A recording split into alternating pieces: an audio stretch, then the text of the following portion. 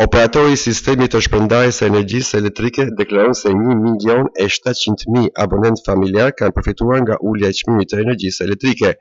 Në 1 shkurt të këtij viti, nisi aplikimi i çmimit të ri të energjisë elektrike në masën 10.5% më i ulët.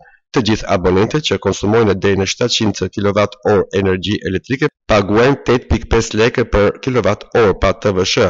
OSHE njofton se nga ulja e çmimit të energjisë elektrike, abonentët familjar kanë kursyer 200 milion lekë, ndërkohë 13.550 abonentë familjar në qarkun e Kukësit kanë përfituar çmimin e ri të zbritur të energjisë elektrike.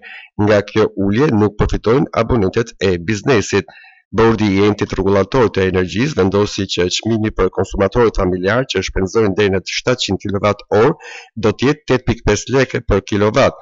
Për ato familje që konsumojnë më shumë se 700 kW, çmimi do të jetë 9.5 lekë për kilowatt.